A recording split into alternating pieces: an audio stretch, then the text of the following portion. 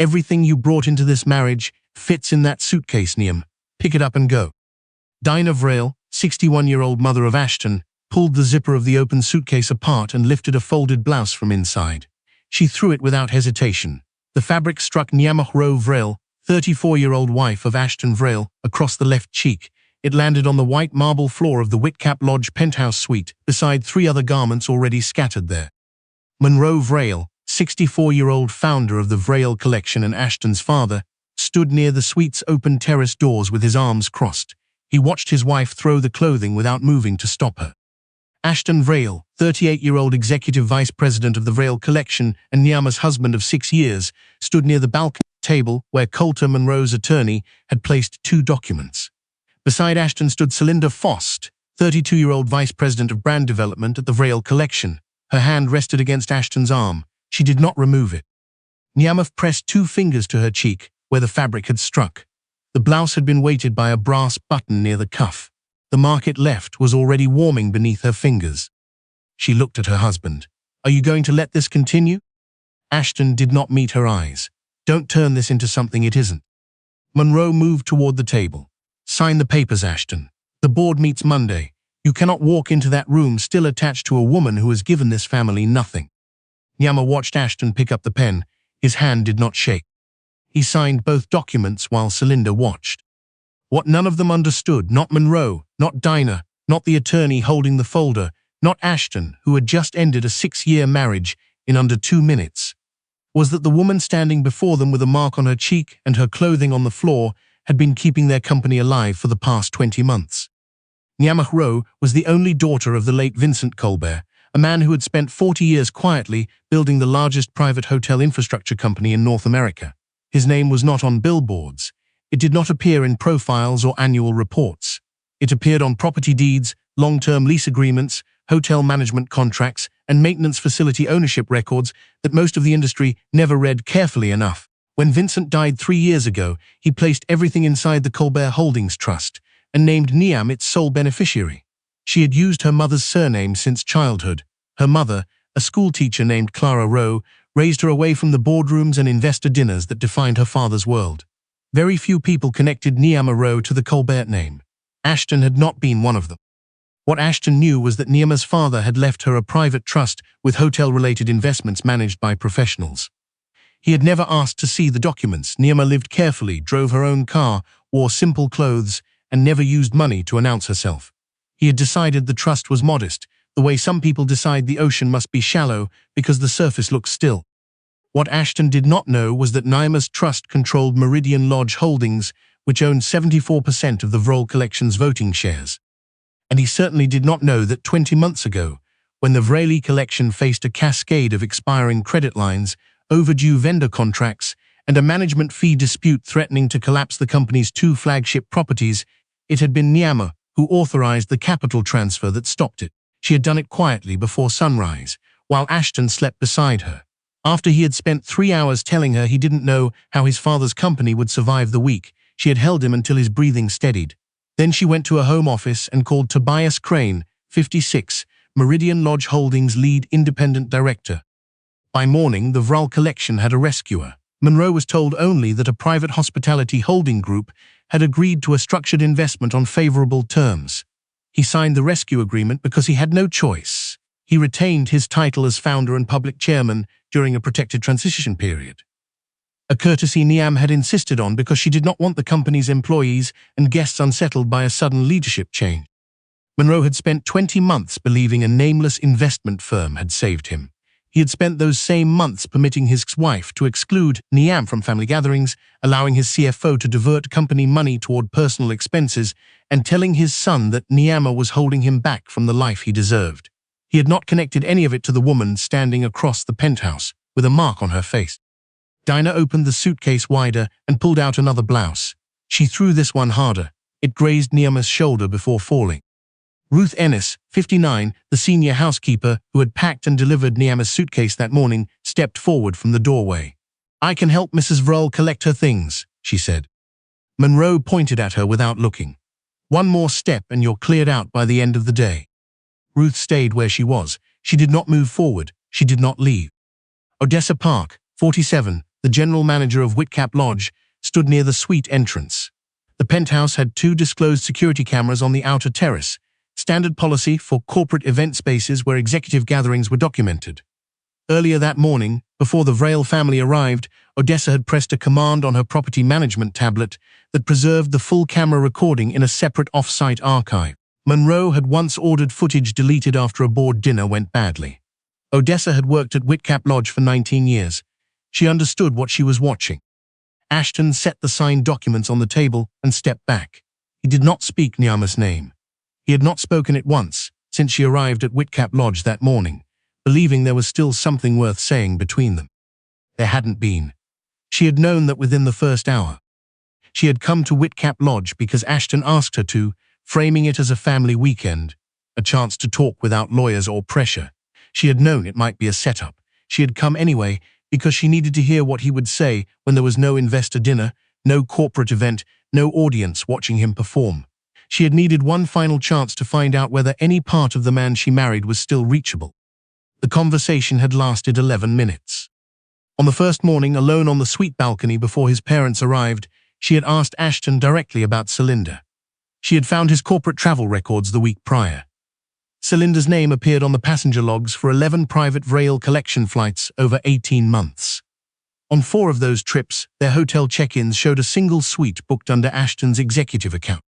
He had told her the relationship had grown into something he couldn't undo. He used words like distance and compatibility and momentum. He did not use the word sorry. When Nyama reminded him of a night 14 months earlier, when he had sat on their kitchen floor and told her he was afraid the company was going to fail and take everything his father built with it.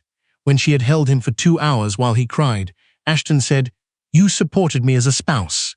That isn't the same as understanding what it takes to run a real company." She had not answered him then. Monroe entered the balcony 20 minutes later with Coulter behind him. Dinah came after. Then Celinda, then Barnett Quill, 41, the Vrale Collection's CFO, who had spent 20 months funneling company money toward Monroe's personal expenses and had reasons of his own to want this weekend to produce a clean divorce. Sasha Dawn, 36, the Vrale Collection's communications director, stood near the suite entrance with her phone loosely in hand. The settlement Monroe presented was designed to look protective. It confirmed that each spouse retained separately held assets and trust property. Monroe believed it prevented Nyama from claiming anything connected to the Vrale Collection. He did not understand that the prenuptial agreement he had demanded before the wedding, the one designed to keep Nyama from touching the Vrale family's assets, applied equally in both directions. It had protected Meridian Lodge Holdings from his son since the day Nyam signed it. Garrick believed he had built a wall to keep her out. He had unknowingly built one around everything she owned. Dinah threw the last dress over the terrace railing. It caught in the salt wind and floated down toward the pool level below. Nyama watched it fall.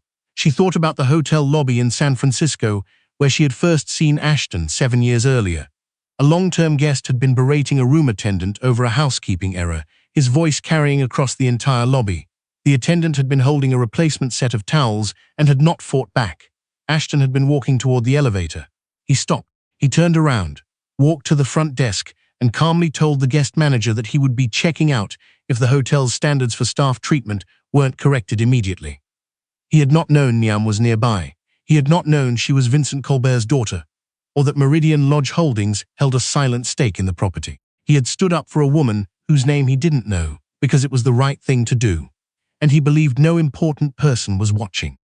That was why she had married him. She had told him before the wedding that her father had left a private trust with professional management and substantial hotel-related assets. Ashton had nodded and said he was glad her father had taken care of her. He had never asked what substantial meant. He had looked at her car, her apartment, her wardrobe, and concluded the trust was tidy and small. Nyama picked up the dress that had struck her cheek. She folded it without speaking. Ashton watched her from across the suite. His expression was not shame, it was impatience. He wanted this finished so the next version of his life could begin. Namath placed the dress inside the open suitcase. She did not raise her voice. She had said what she came to say.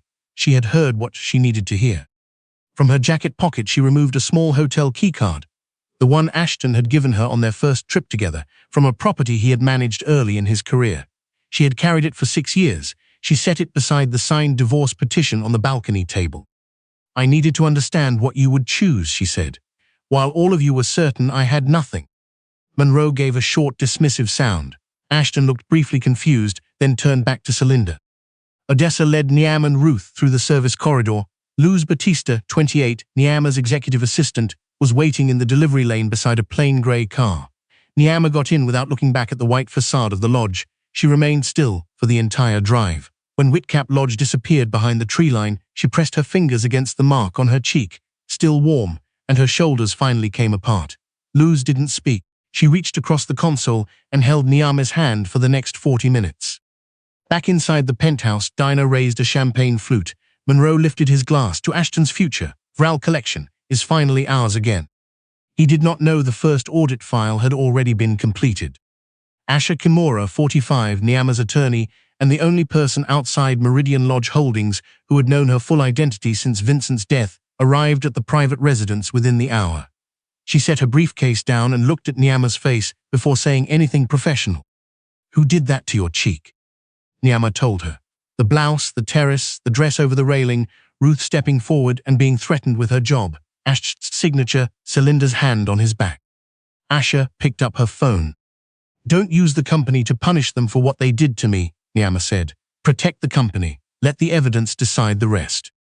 Asha held the phone for a moment. Then she set it down. Walk me through what Tobias found. Tobias Crane had begun a quiet financial review of the Vral Collection's internal accounts 3 weeks earlier, at Niama's instruction, initially triggered by a line-item irregularity she had noticed during a routine Meridian Lodge Holdings report. What the review found was broader than she had expected. Barnett Quill had been redirecting operational funds for 22 months. Some of the money went to Whitcap Lodge renovations, heated stone flooring, a private wine cellar, custom millwork, all classified under executive hospitality budgets. Some covered personal travel expenses Monroe and Dinah had charged to the company without authorization. Some funded brand events that Sasha had recorded as marketing campaigns, but which existed primarily to produce photographs of Celinda at Vral Collection properties beside Ashton. Celinda's expense records were meticulous in the wrong direction. Private flights listed as site inspections, hotel suites described as vendor partnerships, jewelry billed to the entertainment account. One recovered email thread showed Barnett confirming to Sasha that the accounts would clean up once Ashton took the chairman's seat. Until then, keep the descriptions professional. Celia Odom, 43, the Vral Collection's chief operating officer and one of the few executives who understood what was happening, had flagged the irregularities to Ashton 4 months earlier. He had reviewed her memo, written a one-line response, noted, "I'll look into it," and done nothing. There was one more detail. 2 months before Whitcap Lodge, Ashton had asked Niam to help choose a design for a custom bracelet. A retirement gift, he said, for a senior board member who had served the Vral Collection for decades. Niam had helped him select a pattern of 2 entwined laurel branches in white gold, the smaller weight because Ashton said the recipient disliked heavy jewelry. She had also suggested the inscription inside be kept brief. At the Vral Collection's annual property showcase 3 weeks later, Niam had seen the bracelet on Celinda's wrist. She moved close enough to read the inside of the band. 4 words, for C, it begins now. She had not broken a glass. She had not raised her voice. She had excused herself for 8 minutes, then returned to the reception and finished the evening without incident. The following morning she had asked Ashton directly. He told her the board member had declined the gift as too personal, and he had passed it to Celinda as a congratulations for a campaign success. His voice had been level. His face held no hesitation. Naima had called Tobias that night and told him to expand the review. Before the board meeting, Niam authorized Meridian Lodge Holdings to secure the Vral Collection's payroll for 6 months. Vendor contracts were guaranteed through the end of the fiscal year. She met with Celia privately and confirmed that all 8 properties would continue operating without interruption through the transition. She prepared an employee communication before any press statement was released, so that every housekeeper and groundskeeper and front desk worker heard the truth from the company directly, not from a headline. She would not punish Garrick and let 2,000 people absorb the damage. Then she authorized the public disclosure of her identity. 3 days after Whitcap Lodge, Monroe Vral arrived at the Vral Collection's corporate headquarters to conduct what he had announced internally as a leadership transition meeting. He brought Ashton, Barnett, Sasha, Celinda, and Coulter. He brought a photographer Sasha had hired for the occasion. He intended to walk into the boardroom and announce Ashton as chairman, with photographs to follow in the afternoon trades. His executive keycard flashed red at the entrance.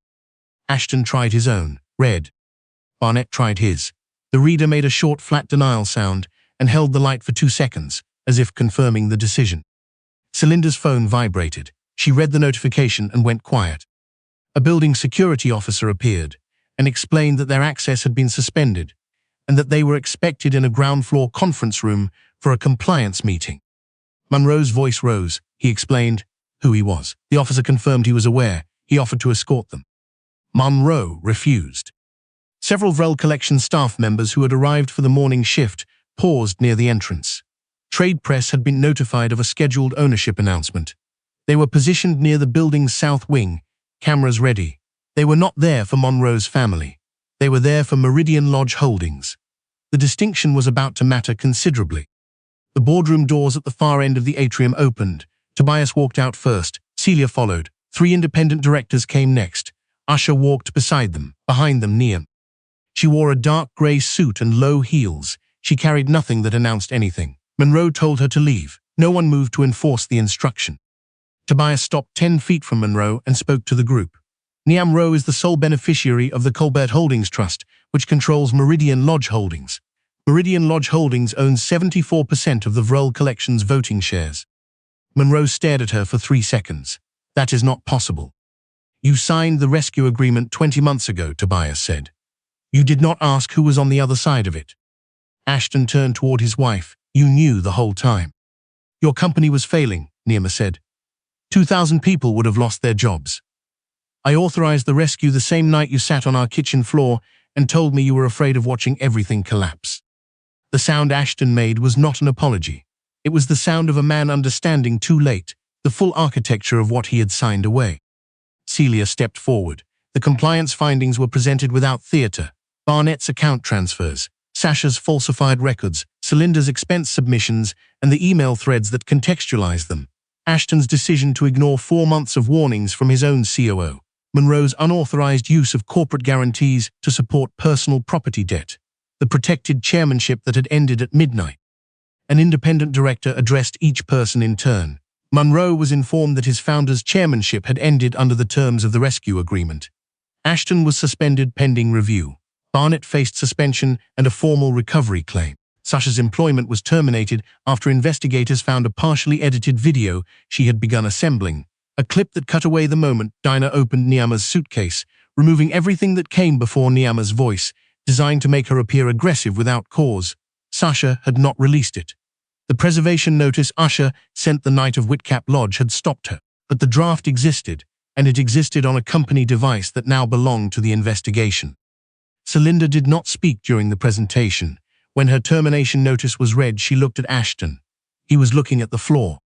Monroe said her father's name with the weight of a man who believed naming it was a counter-argument. Vincent Colbert's daughter.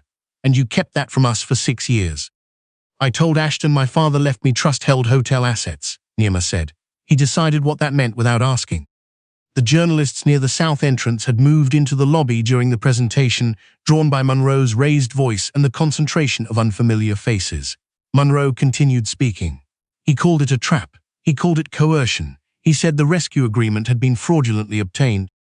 Tobias addressed each claim with the relevant clause from the document Monroe had signed. The journalists wrote it all down.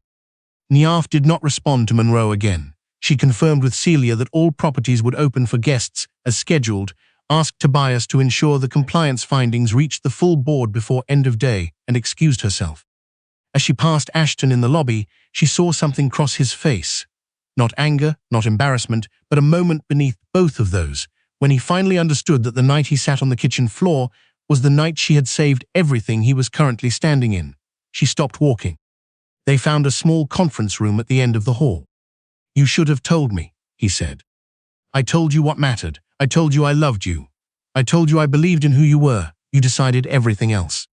Ashton pressed a hand over his mouth for a moment. I convinced myself you didn't understand what it took to run a real company. I know. I was wrong about that. Yes. Is there anything I can do? Niamh looked at him for a long time. She had loved him for 6 years. She had spent 3 of those years waiting for the version of him and she had fallen in love with to return. He was not cruel by nature, he was weak by choice, and she had finally stopped confusing those two things. "The board will give you an opportunity to respond to their findings," she said. "That's all I can offer you now." She left the room before he could say anything else. The Vral collection survived. Niam had ensured it would before any disclosure happened. Payroll cleared, vendor relationships held. 8 properties continued operating without interruption. Celia Odom was appointed interim CEO by the independent board. Tobias became independent chairman. Together they introduced expense controls, a protected staff reporting structure, and a revised corporate travel policy that prevented personal use of company resources. Monroe's financial situation deteriorated separately. The unauthorized guarantees he had attached to Whitcap Lodge's renovation debt created exposure that his lenders began reviewing as soon as the compliance findings became public. By the time the legal process completed, Monroe was negotiating with creditors, not chairmanship. Ashton's suspension became a permanent termination after the committee's final review. Employers in the hospitality industry read the compliance findings and concluded the risk was not manageable. He sold his car and 2 watches to cover his portion of the civil settlement. He moved into a rental apartment in a neighborhood he had never spent time in before. The rooms were quiet. No assistants called ahead of meetings. No drivers waited outside. No family name opened doors. His greatest loss was not the salary or the apartment. It was the knowledge that Naima had loved him before he possessed status. She had held him when he was frightened, defended his family when they dismissed her, saved the company without asking for recognition. He had left her to impress people who disappeared the moment he could no longer reward them. Celinda's professional reputation required years of repair. Her claim that she had merely followed authorized instructions collapsed when investigators produced the emails she had written herself. Barnett faced civil claims. Sasha, whose edited video draft became part of the investigation, spent 18 months in a formal dispute over the terms of her departure. Dinah and Monroe lost Whitcap Lodge through their own debt, not through any order from Niamh. On the morning the lenders completed the transition, Dinah stood in the penthouse suite while workers packed her personal belongings into boxes. She looked at the terrace where she had thrown Niamh's clothing over the railing. Niamh was not there. Niamh had not sent cameras or observers. She had not arranged anything to mark the occasion. She had wanted justice. What happened to Dinah was consequence. The difference between those two things was something Dinah had never bothered to understand until now. Several months after the compliance review was complete, Niamh received a handwritten letter at the Meridian Lodge Holdings office. She recognized Ashton's handwriting before she opened the envelope. He did not ask her to reconsider the divorce. He did not blame his father or Barnett or Celinda. He wrote that he had spent considerable time understanding that none of what he told himself at Whitcap Lodge, about ambition, compatibility, about who understood the pressure of real leadership, had been true. He wrote that he finally understood the difference between what she had been protecting and who she had been protecting it from. He did not expect a reply. Namit read the letter twice. She placed it in a drawer rather than discarding it. Accountability could not restore anything between them. But it was perhaps the first honest thing he had done in years, and she had no need to take that from him. 2 weeks later, several hundred Vrail collection employees gathered in the central ballroom of the company's flagship property for an all-staff meeting. Celia spoke about the changes underway.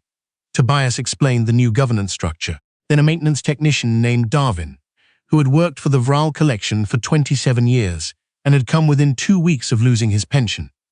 When the company's accounts had been nearly drained, stood up and said he had recently learned why the payroll crisis that never happened had not happened. He thanked the person responsible by name.